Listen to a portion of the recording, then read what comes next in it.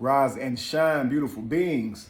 All right, listen, family. Today we're going to discuss more on emotional intelligence while we break down this video that just surfaced about a Virginia native who literally ended the life of his cousin, adopted father, and his 31-year-old girlfriend. Okay, now this rarely happens, but they're going to give him an opportunity to take us through it all to explain the method to his madness. Okay, so for that very reason, he's willing to sit down and share his side of the story. Okay, now again, we don't typically get this, so I'm grateful for it. So we can break down emotional intelligence as we go through kind of what this guy was thinking. Okay, so again, guys, his name is Beale the Fourth. If you never heard of him, but we're about to have a very interesting breakdown reviewing what he was thinking. Okay, so I always tell you guys, people don't just act.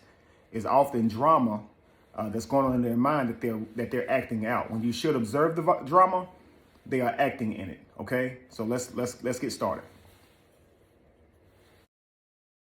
Hear me clear. Can you tell us why you wanted to talk and tell your side of the story? Why speak to us?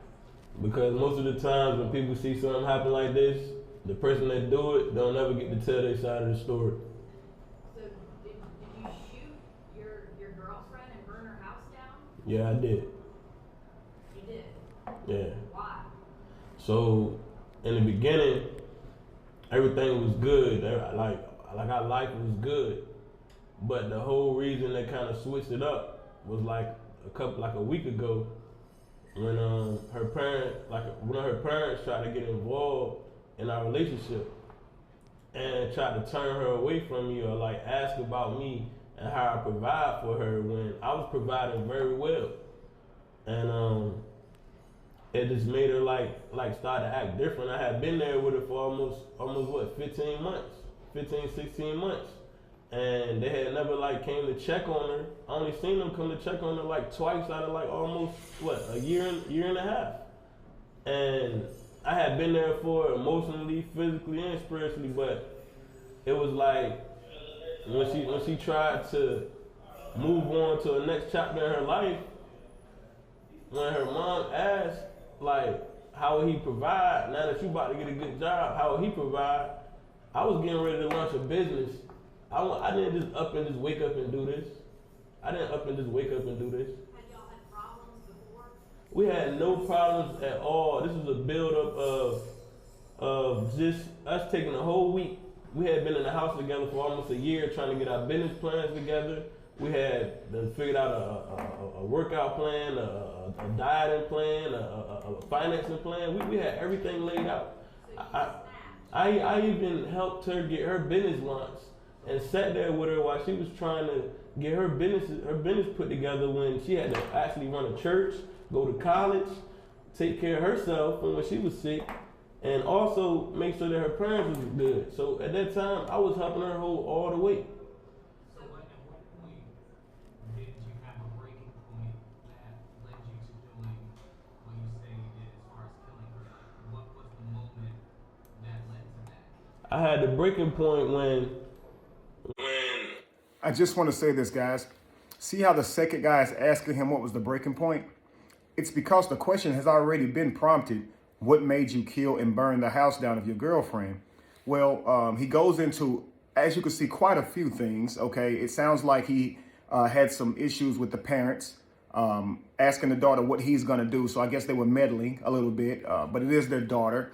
And many of us understand that whenever you in a person's life, their parents genuinely that care about them are going to have certain things to say. You hear this run-along joke about how men don't get along with their wife's mother, their mother-in-law. You know, how she's a problem in chaos. It's because she loves her daughter. She's trying to protect her daughter, and she normally does meddle a bit. You understand? So, again, this is something that using emotional intelligence, while it makes you feel uncomfortable as a man, you would understand why the mother is doing that as a mother. You know what I'm saying? So it's easy to say, get them out of our business. Why you invade into our business? But when it's their mother, you should have some understanding to that. Obviously, he felt violated because he felt that he was trying, and he felt that his efforts were being questioned because the daughter got a job, and now the mother's saying, well, what is he going to do to help you? And I guess he's thinking, look, I've been here this entire time.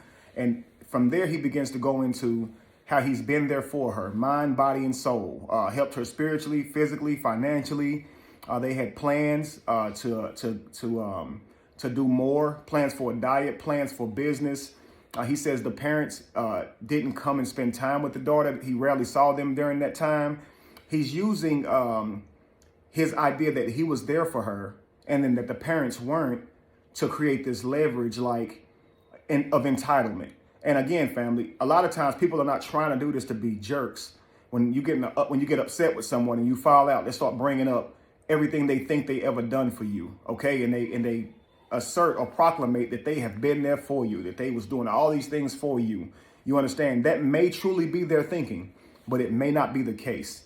So again, here, he just gave you the drama behind what he's thinking, okay? Nosy mother-in-law who's meddling, okay? He's being put on the spot as far as what is he doing for the family. So he's being questioned, probably bothers him as a man, especially if he doesn't have the job yet, and he's not pulling the weight that he'd like to carry. It's definitely probably bleeding into him, okay? And then he's thinking in his mind, I've been here the whole time helping her where I could. When I was bringing money, when she didn't have this job, nobody was saying anything because he's thinking as soon as she's moving on to the next chapter in her life, as he said, that she's got this job, now her mother's asking questions. And I guess he's thinking, well, I've been here helping out, all this time for, I think he said over a year. But again, it's the drama so far. We haven't gotten what made you kill her. What did she do? You wouldn't kill her because she has a meddling mother and her mother's asking her, what efforts are you bringing to the table? And you certainly didn't kill her because you have a background with her where you feel that you've provided or been there for her. So we haven't gotten to the reason why. All we've gotten is so far the drama. He feels like his parents are in their business. He feels like they're questioning his manhood, his ability to provide, okay? And let's see if he goes into it now, okay? But mainly it's going to be a lot of confusion because we haven't used our emotional intelligence. I always tell you guys, meditate. This is so you can get clear eyes, get clarity on what's actually happening in reality, not just your drama that goes along with that, okay? So I'm going to say this a couple of times throughout this video. You are supposed to observe the drama, not live in it, okay? Too many times we blame others for the thoughts that we was thinking when they didn't do anything. It's just our thoughts, right? So let's continue. Mom kept calling and she was crying like, so what is he gonna do? Like, I'm sorry, like you messing with her head now. I'm in here trying to build a foundation with her and y'all over this side. So when she was getting ready to start her new job, it was like her attitude started to switch because she listening to them, but they don't know she was crying and on the floor and everything before she even talked to them. So now I'm trying to build a foundation over here with her. Y'all trying to come over here and build, but y'all never coming over. Y'all never actually putting in. And she's never telling y'all what I'm actually doing for her, so it make it seem like I'm not providing at all. So it sounds like you were saying parents, so why didn't you take it out on her? Because her attitude started to come out because so much was going on. Her attitude started to lash out, but then also had things I was dealing with at the time too. It's not just one thing you're dealing with when you just snap. It's not that. It's other things in life I was dealing with. I was worrying. You heard that? Clearly, you can see there's multiple things he's dealing with because he's going through several things as he's talking. But emotional intelligence, family, if you meditate and you go inside to get clarity, what you actually do is you remind yourself that one thing don't have anything to do with the other. See, a lot of times, family, we'll have 5 minutes of a bad day, of a bad moment, a bad experience, and we'll carry that with us throughout the whole day and say it's a bad day. The next thing that happens that you don't like, you add that to it and it becomes a series of events, but one event has nothing to do with the other. The problem is we have this memory that we won't let go. Imagine a quarterback who throws the interception, a basketball player who just misses a shot. You have to have a short memory so you can keep your mind honed in, because if you're remembering your past failures, it may bleed into your mind and you won't be able to produce, right? So the idea is just forget that last moment. We use that same idea here. Something doesn't go right this afternoon, when something else doesn't go right, don't use the thing this morning to make it like this thing right here matters more now because you had something already this morning and you start carrying all these things. Before you know it, I got all this on my mind. And so that's almost an excuse to project it out onto people. You don't know what all I'm dealing with, but you're dealing with all of that because you haven't went and dealt with self. See, we all must be accountable to dealing with ourselves and the burdens that we're carrying, okay?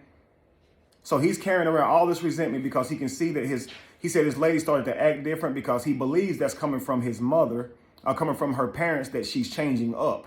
You understand? And so he's starting to feel like, I guess she's not being loyal. Why are you switching up on me? I've been here. Why are you not defending me? He says, you're not telling them what I'm really doing for you.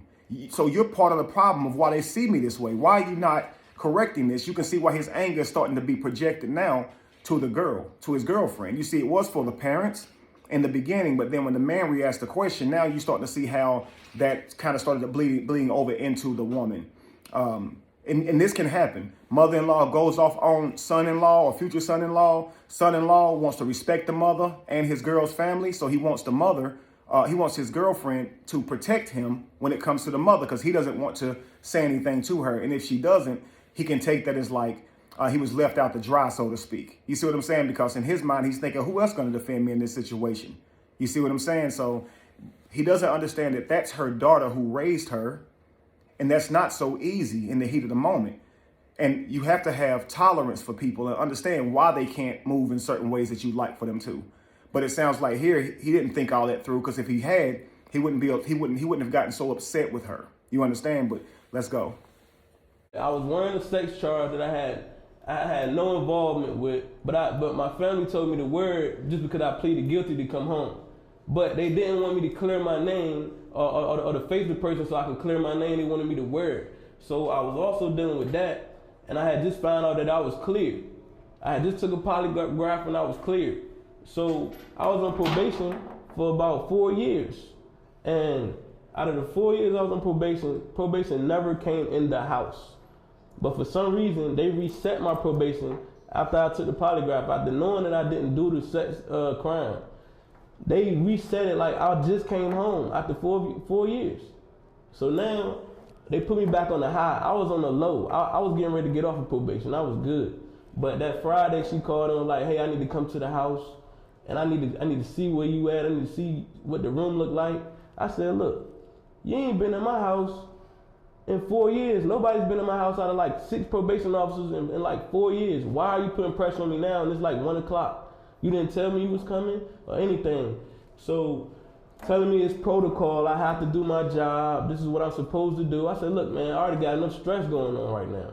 Me and Shorty over here trying to keep things level. I finally talked with her. She was like, she ready to go back to work. But honestly, she didn't want to go to work because she didn't want to leave me. But I said, go ahead and go to work. But her her mom on this end was putting pressure on her and making her cry and break down. So then tell me what happened. You had a gun.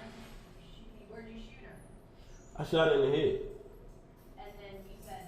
But I didn't just do that. She told me I put a dog inside of the room.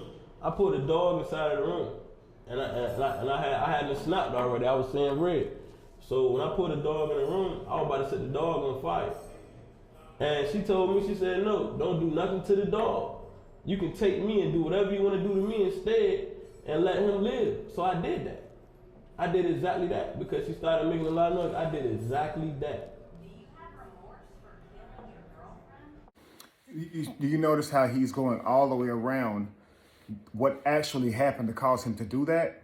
Okay, so yeah, he shot her in the head. Crazy, man. But then he starts us off at this point to where he brings the dog in the house and threatens to set the dog on fire.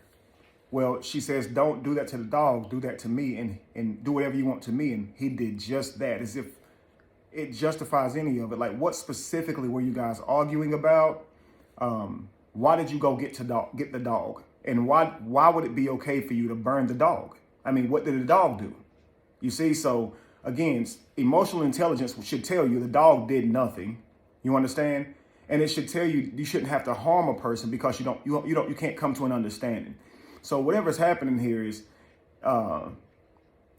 he's blacking out, just like he said. I saw red.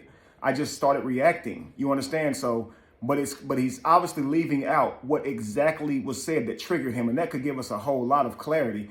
We get that other things were going on. You can imagine what that would be like to be accused of RAPE. You can imagine what that had to be like to admit to it, just so you don't stay in there and have to wear it, as he said. But upon being recused for it, it looks like the probation buckle down on him even more. So he feels like that's wrong. When I haven't done the act, why are you still putting me through probation or really bearing down on me, wanting to come over now and do all these types of things? And so he's using this as another thing in his mind, which weighs on him. So that also contributes to how he reacts when other things happen, because he hasn't dealt with that yet. See, one thing doesn't have anything to do with the other, but to the person who hasn't dealt with those things, they have a lot on their mind, and they feel like that gives them a right to lash out. When, like I said, emotional intelligence is to deal with these type of issues internally. You're accountable to getting yourself through that. You understand? But let's continue. Do you have remorse for killing your girlfriend? I mean, when you snap, you don't think about remorse. You just snap it. So, I mean, do you have remorse if you ever tell a lie? Do you have remorse if you ever look somebody in the face and told a bold lie, or you had a question but you knew the answer but you just want to see what somebody's going to tell you? Do you have remorse when you feel, when you look in the mirror and you know this is not the right way to go out, but you still go out like that? Like how many times in your life do you feel like you have remorse?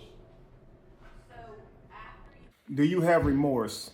He could just simply say, no, I do not have remorse. So he does this several times, guys. So the next few times he do it, I won't elaborate on it. But again, do you have remorse? Remorse is feeling regret for what you did after the fact. So in one instant, I'm like, does he understand what the word remorse means? Because he's talking about in the moment I blacked out. Right, in the moment you blacked out, but in the moment you don't feel remorse. Remorse is what happens afterwards. Do you feel remorse like right now in this very moment? Do you feel remorse? You see, because he's going a whole way around this just to keep from saying that he has remorse.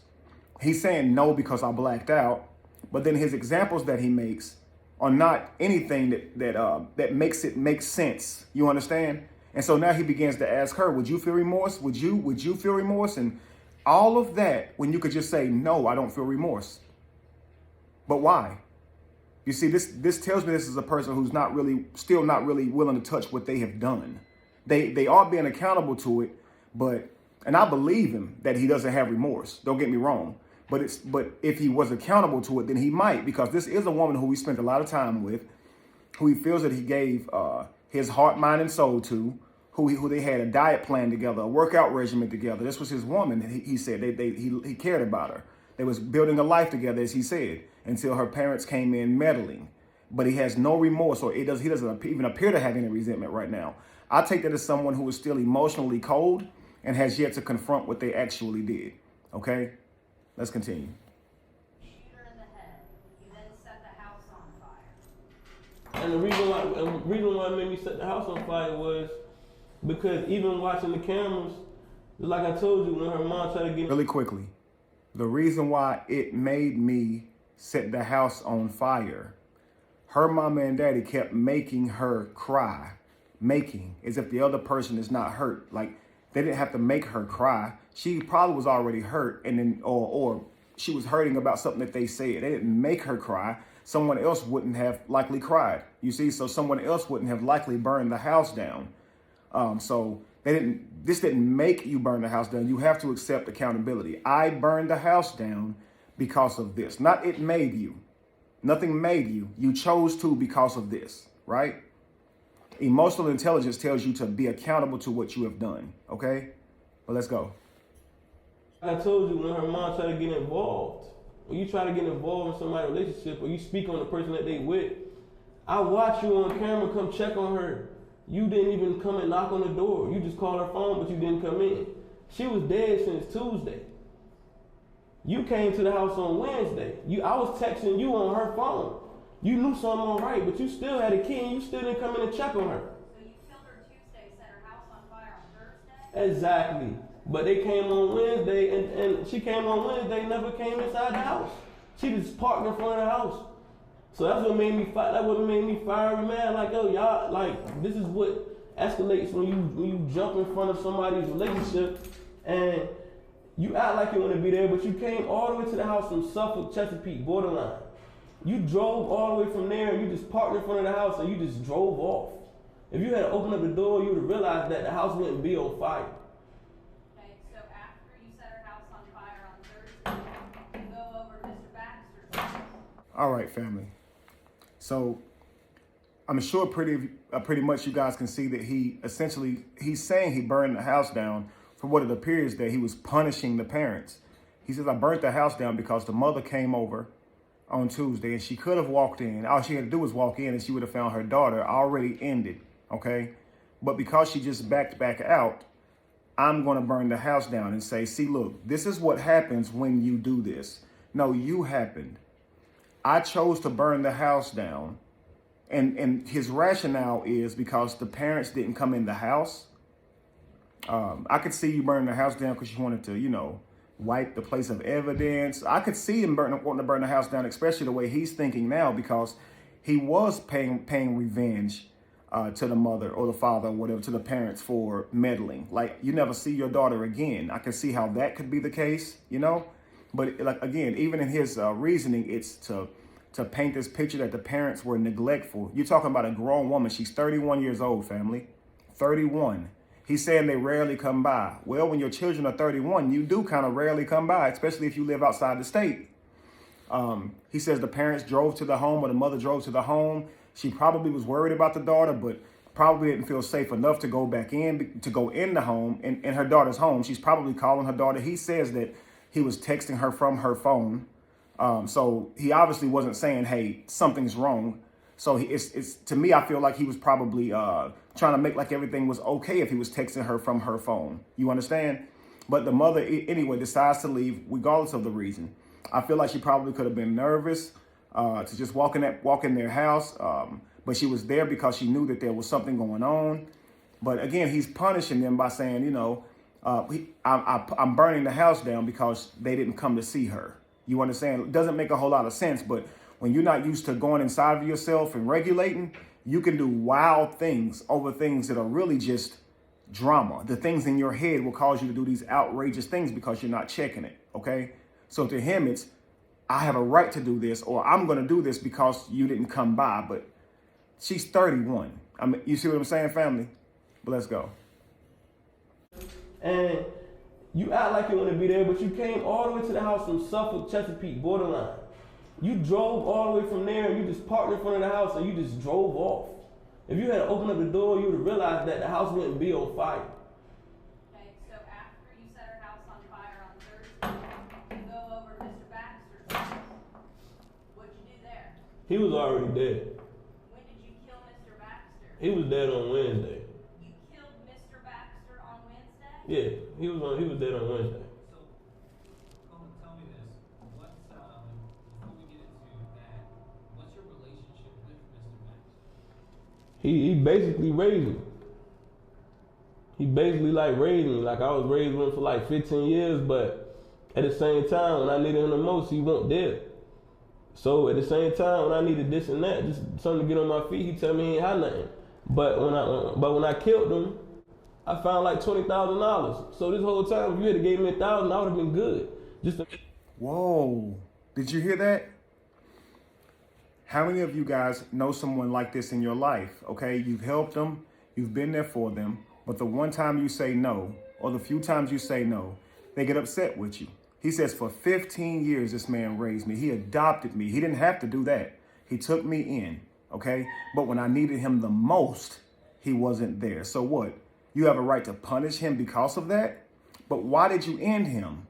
His reason is, after I ended him, I found 20 grand. He could have helped me. He was watching me struggle. Okay. Does it hurt when someone has something and they still won't help you? Someone you know they're close to you, you know they have something, and they appear to be watching you suffer. Does it hurt? Absolutely. But if you take that hurt and you punish that person because they didn't help you, you are being entitled. Yes, you won't help. But if someone doesn't give you something that is theirs, you do not have a right to punish them, to end them, to create a rumor about them, to turn on them, whatever the case may be. It may hurt. That's the most it should do. But emotional intelligence should tell you it is theirs.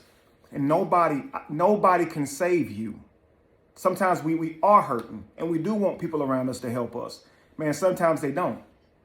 Can't go around punishing them. You got to figure it out. If they say no, you got to figure it out. You can't be mad at people because they say no.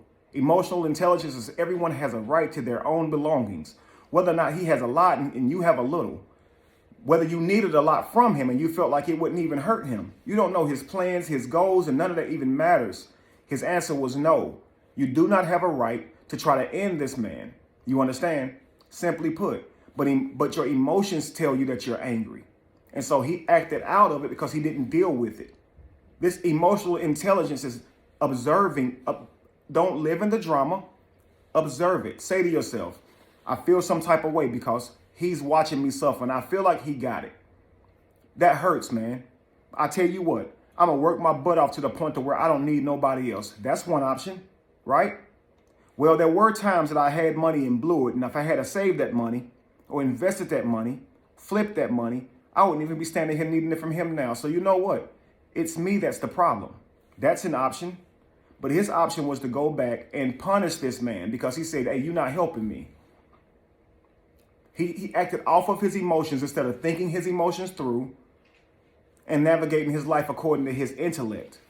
You're going to have emotions, but don't let your emotions make you cause you to throw your whole life out the window. Okay, cause you to break your own rules and standards. You understand? I get how he felt here. I felt that way. I have felt that way. Somebody has a lot more than you and you feel like they could be helping you and they don't. I have felt that way. But I dealt with those emotions. And my conclusion was I don't have a right to something that belongs to them anyway. So if I am upset, it's because I'm entitled. And I got to cut that out because what they have don't belong to me. It's not mine. I can't decide what they do with it. See? Let's continue. Make it back. Yes, I took. Anybody would take the 20 grand. If you hit the lotto, you gonna take the 20 grand, right? I'm just asking. I mean, you ask a question. I'm gonna ask questions too. Did you take the money? Of course I did. Anybody would take the money. That's not true. Well, if they end the man and find money, they probably would. But then he says, if you hit the lottery, wouldn't you take the money? But he didn't hit the lottery. This is robbery. He's ended a man, and now he's taking his belongings. This is the farthest thing from hitting the lottery. So if you said, did you take the money? Of course I did. If you hit the lottery, you wouldn't take the money? These are two totally different things. But this is this justifying reason. It's like a justification for doing something, but the equivocation he made does not parallel at all. Emotional intelligence would have told you that. You would have thought that through. Is that really the same? That's not the same. And typically when people think that way and they think things like that, their life follows that, family. Okay. For any of you guys who think that these rationalizations are okay, you definitely need some emotional intelligence training before you do something that ends your life. Okay, seriously. Let's continue. Questions too. Anybody can take 20 grand if they see it and ain't nobody gonna stop them. So you said that you killed Mr. Baxter on Wednesday. So you killed your girlfriend Tuesday. Then you went to Mr. Baxter.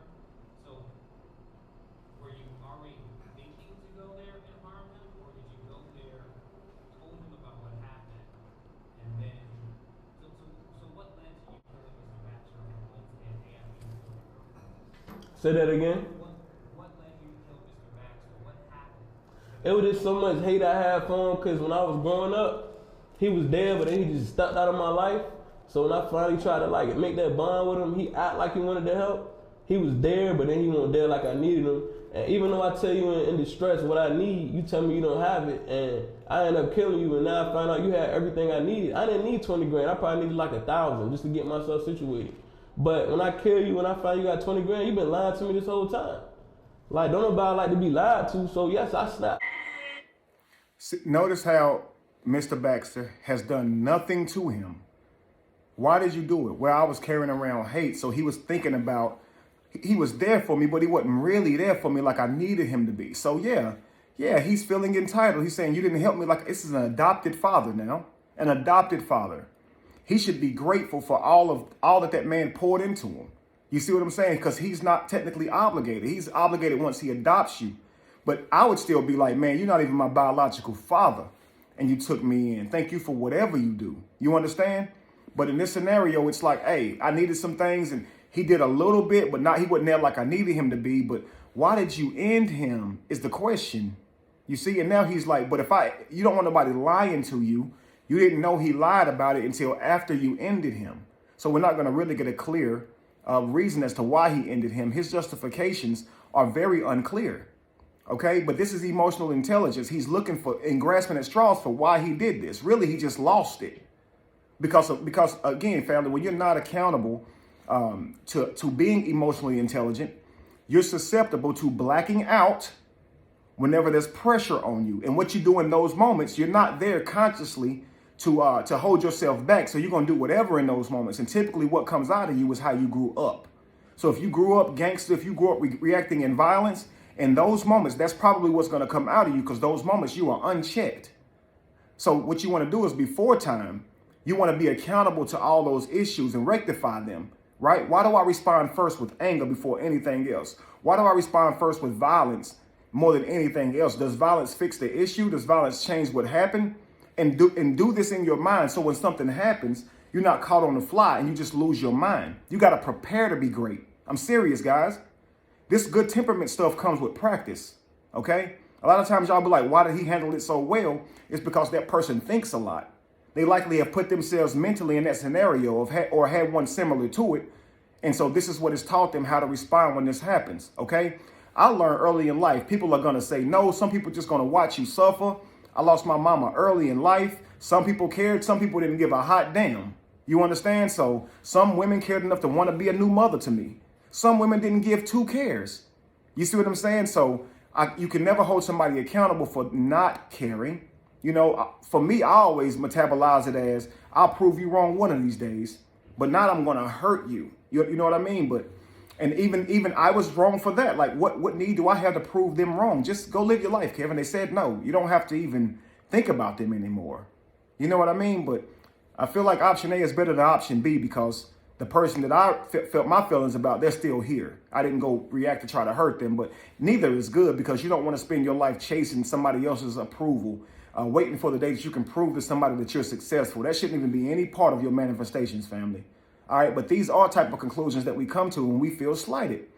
We feel jaded, and we've been there. Let's be honest. I can understand where he's coming from, but the reaction is just absolutely egregious. Okay, but that's his caretaker he's talking about. So now he's got a pocket full of money, 20 grand, and again he's explaining why he ended his adopted father, but he doesn't give any clear reason. Let's continue.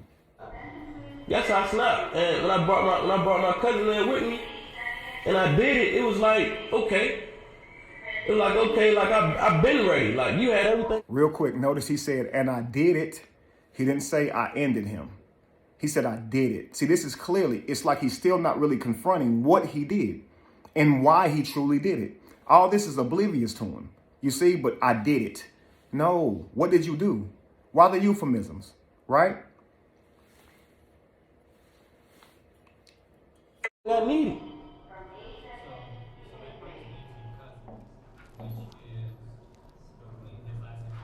Yeah. So he went with you Yeah. to Mr. Baxter's. Yeah. You guys knew you were going to harm Mr. Baxter, or something happened when you were there? So he went with you on that Wednesday. Yeah. And then you guys took the cash. So then what happened just with you and your cousin? So at the same time, he had seen both bodies. My cousin had seen both bodies, but he laughed at him. He made it seem like it was a joke. To me, it was something like, okay, I didn't want to do it, but I did it because I was snapping. So in the midst of everything, I was put to take care of some things with him for some people that wanted to kill him. So I already done snapped. So I'm like, I'm ready to put in some work. I'm ready to go take care of some people that trying to take care of you before I get killed. So in the midst of doing that, he's snapping on everybody that's around us. I'm in here trying to help save you, because I already done snapped. My life gone. You laughing and joking and talking stuff and like yelling and everything and you out of control, drinking, whatever. So I tell you to calm down, because I already killed 2 people. So I'm already seeing red. You still talking to me, harassing me, whatever it is. I said, let me find people who wanted to kill you. For some reason, you can't find them, but they can find you. So if they find you and I'm with you, they gonna kill me too, right? So I said, eventually, you gonna have to shut up talking like that. You talking crazy. So See the logic, right? Look, I'm trying to help you end the people that's trying to end you because I done threw my life away. Well, if that man don't want your help, just go ahead and do what you got to do. Move on. Move on. Why? You can't force him to let you go avenge him, protect him. If he don't seem to care about it and he doing other stuff, then get on. You see? But then he's like, well, wait a second. If you don't know where they are and they know where you are, if they found you and I'm with you, then that would be me. So wait a second. You better shut up. Your logic is crazy. He has to shut up now because you're in danger for being around him because people looking for him. You don't have to be around him. You see, it's this is why he ended his cousin.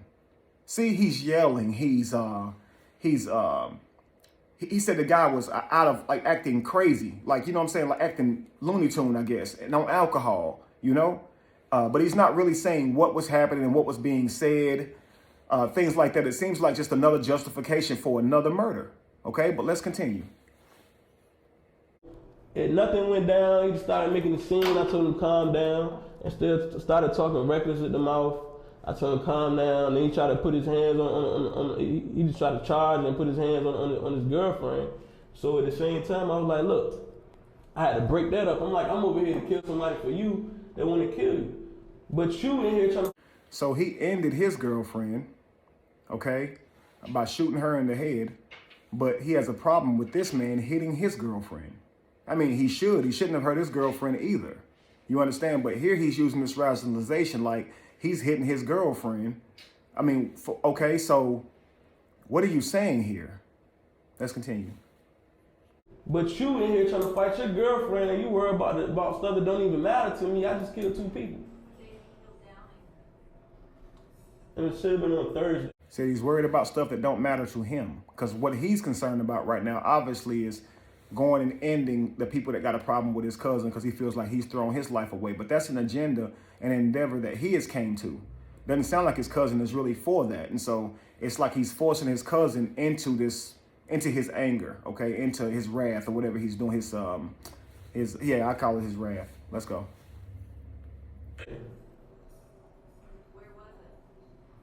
At where he was staying at. Yeah. I got fed up with him because he kept talking like you not about this, you not gonna do nothing. Like, bro, I just killed 2 people. You don't think I'm ready to shoot again? So he just kept going off and started getting loud and raging. So I went right in the kitchen and shot him right in the head. He didn't drop. He just kept moving in circles. Then I shot him in the back to make sure he hit the ground. Wait. I just killed 2 people, so you know I'm ready to shoot again. What logic is that? See, when he said he saw red, that's that stuff I'm telling you guys about. Why that vibration of red. He saw red, meaning he was vibrating severely low. He's in hell right now. Wanted to set the house on fire. Wanted to set the dog on fire. Ended up setting the house on fire. Everything he looks at, he's seeing the negative in it. You know, he's sounding like a demon. You see what I'm saying? What would be a demon, of course? Like, I already killed 2 people. Don't you think I'm ready to kill again? What? You already killed 2 people, and that means that you're ready to kill again? I don't see how one thing means the other. You understand? But he walks over there and shot this man in the head. Said he didn't fall down, so he shot him again. Like, wow. Unbelievable.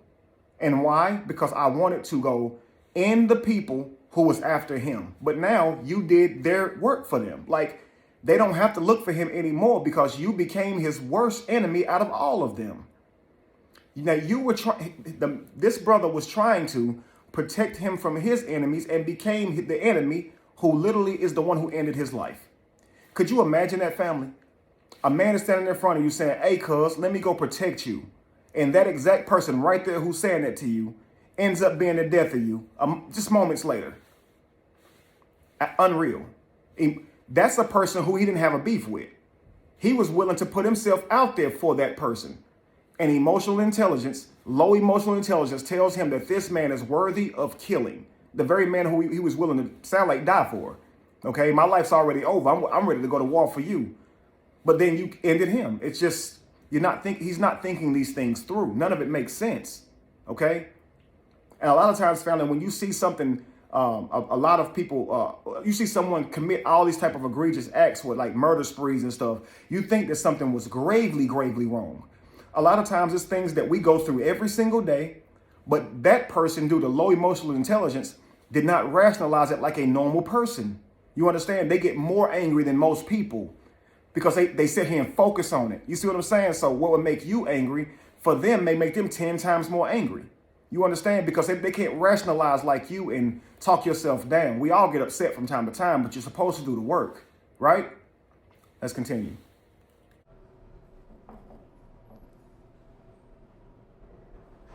you feel any remorse? I don't feel no remorse about none of this at all. When you snap, you don't think about remorse. That's not something that comes to your mind when you snapping. It's like if you pissed off, if your man cheated on you and you knew something and he ain't say nothing and you find out, what you gonna do? You gonna talk nice? You gonna think about it? No, you gonna snap.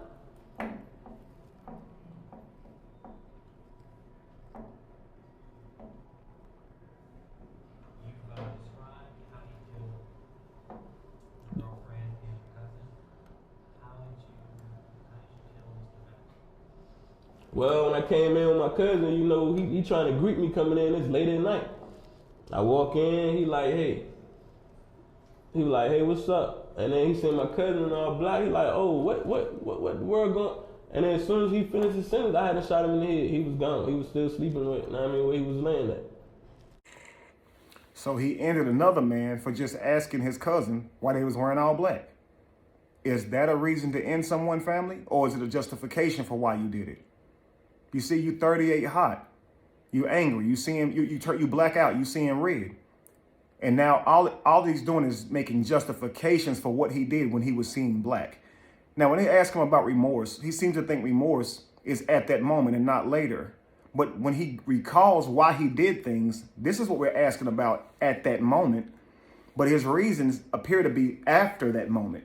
He ended his adopted father because he found 20 grand after he ended him. That can't be the reason you ended him, because you didn't know that. You see what I'm saying? Let's continue. Did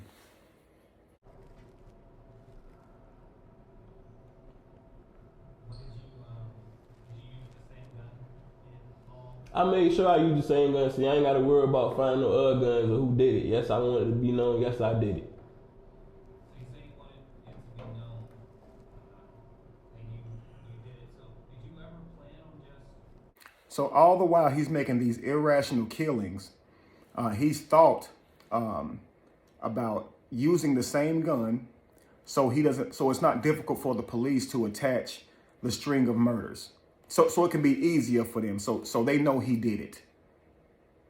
So while he's doing these irrational murders, he's also at the same time making it easy for the police to know that it's him, because he don't want to leave them too much work to do. That's what he just said. Let's move on. I got two questions. Because obviously the police were looking for you.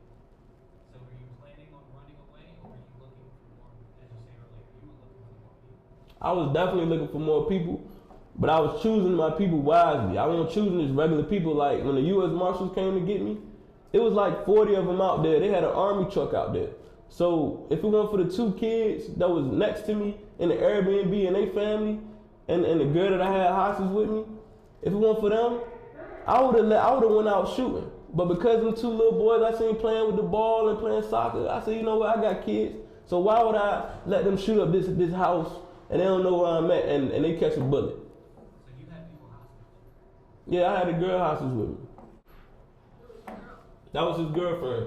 Whose girlfriend? That was McLean's girlfriend. I had her hostage with me the whole time. So his cousin that he killed, I don't know if his cousin McLean is the father of those two children that he's saying that he was protecting, but all of a sudden it's like, hey, I was wise with who I was killing because I didn't kill those two children. And the woman that I was holding hostage, okay? But he killed their father, he killed her boyfriend, who was his cousin, who just went with him to commit such an act. Okay, who he was willing to put himself out there for to protect. He ends him, but then says he does wise killings because when the U.S. Marshal showed up, he could have had a shootout with no thought for those two children. So at that, it's like a lot of times whenever people in their worst stages, they find these little glimmers of light to try to make themselves appear like they are at the core of them good. And that could be the case, because a good person can spiral out of control and lose it and hurt people. That can be the case. But the rationale here is I'm protecting these two kids and this woman that I am using as a hostage, okay? And this woman was with my cousin. I shot her man, and now he's no longer with his potential children, but I'm protecting the children. It doesn't make any sense here, okay? And because he says it's wise killings, but at the same time, it's just crazy. But again, the rationale is not going to be clear when a person hasn't thought it through. And he's sitting here saying, I want to tell my side of the story because people don't get to do that. It doesn't sound like he's thought it through. He clearly hasn't done emotional intelligence, because if he did, there'd be more clarity to his story. This is not our fault that it's hard to understand him. This is on him. He's not articulating himself well because there's so much going on that he has yet to sort out. This is why the acts of rage come out, family. Okay? Let's continue. Why? Because I told her if she leave and go talk, I was gonna kill her. So when you killed one of the Sulos, you took her with you Yeah. to him. I took her with me everywhere. I told her, I gave her something that said, look, you're gonna play like you're with me. I took her shopping. I took her out to eat. I took her everywhere. And even when her family was calling, I told her, you say anything other than that, I will kill you. So, Cola, so where in Hampton were you hiding out at? Were you at like a relative? I wasn't hiding out nowhere in Hampton. I was in the Airbnb chilling. I had the upstairs, downstairs, kitchen, flat screen TVs. I had weed. I was good. I wasn't stressing about nothing.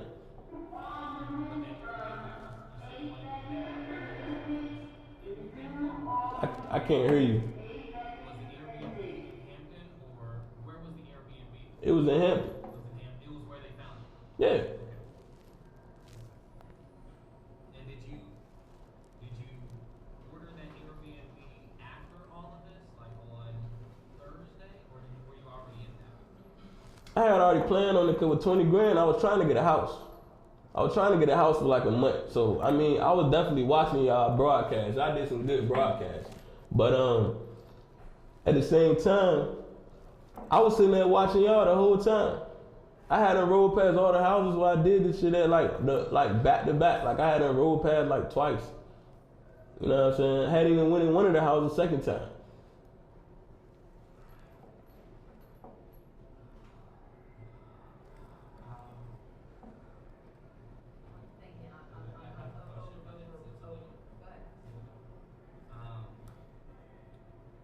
Do you mind me asking you about your parents? My parents? Yeah. So, was your parents, Cola Beale and June Beale, were your parents? Nah, June Bill got killed by my dad. Okay, so that was your dad? That was my dad. That was when I was locked up, when I was doing my 6-year bid. He killed his wife. Okay. So, because I saw that, I didn't know if there was a connection there, but that was your dad. That's my blood dad, yeah. Generational curses. His blood dad killed his wife. Okay? So again, prone to violence, acts of rage. His father actually has done the same thing. Let's continue. Yeah. You know, I'll be honest with you, it's not typical for me to have people in your position. You're being very open about what happened.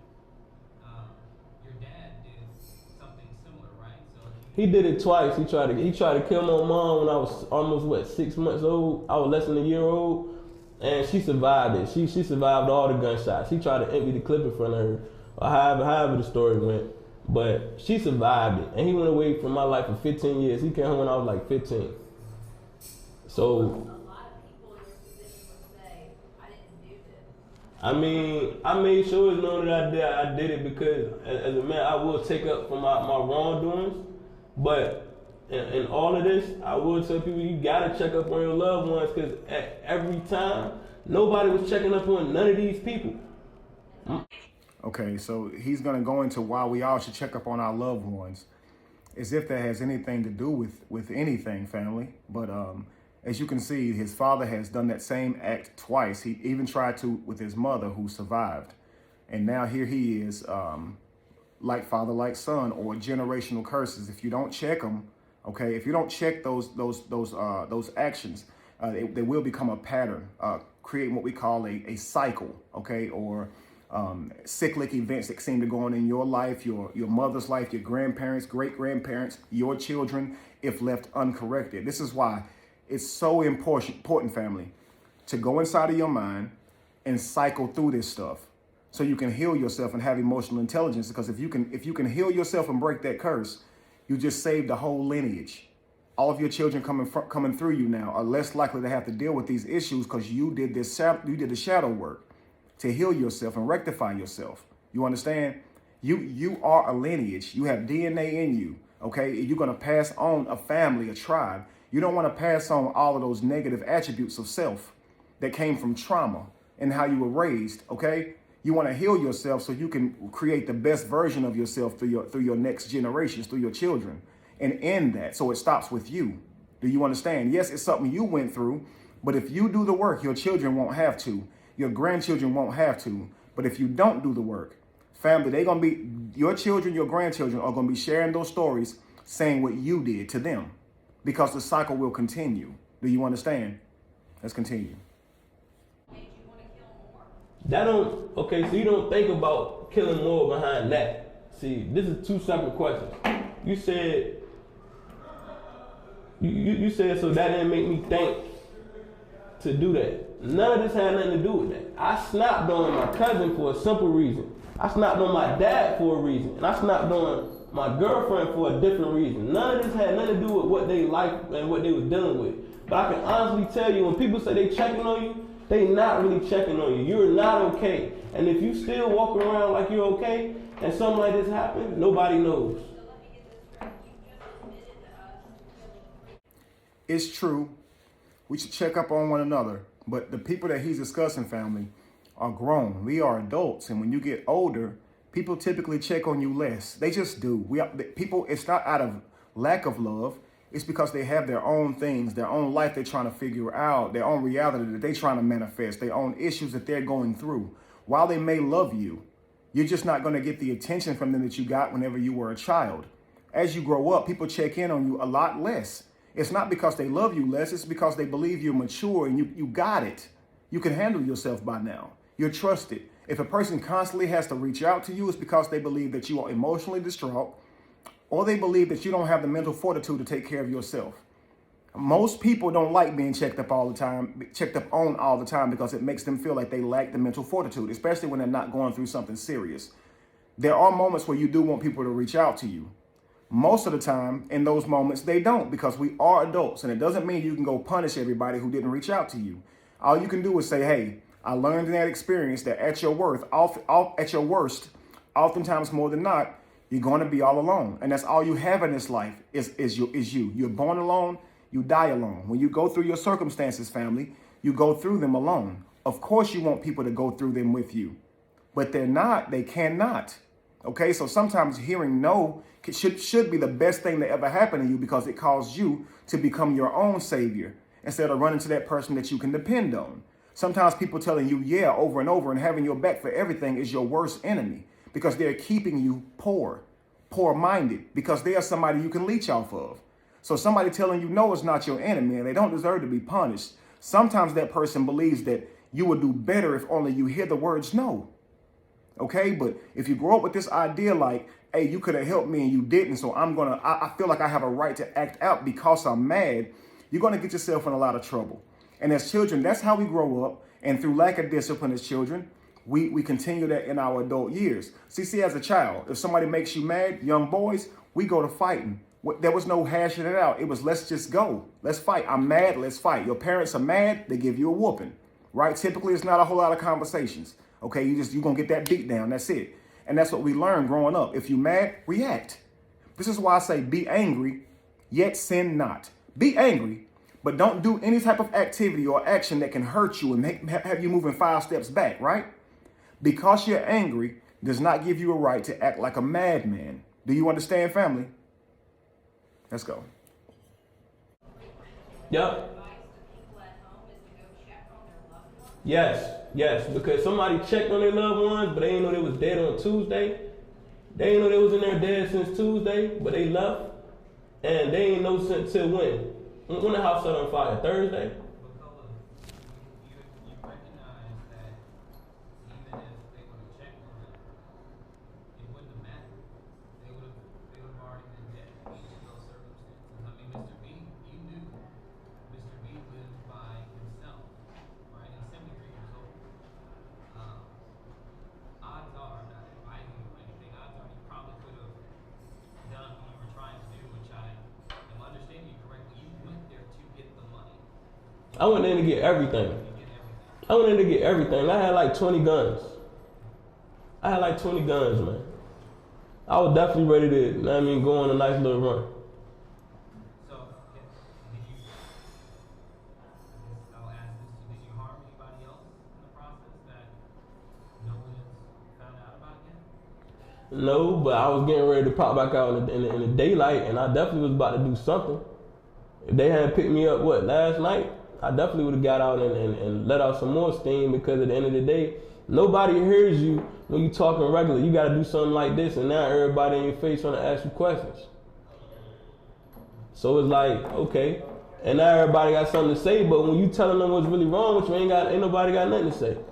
Are you prepared to take whatever penalty a judge or a jury decides? I'm glad to take whatever it is, because I done lived my life here. This is over with now. It's over with now. So when you talking to me now, I'm speaking to you from just straight me here right now in this world. The next thing I'm gone. I done lived my life. I was gonna do it differently, but it went out like that. So it's over with.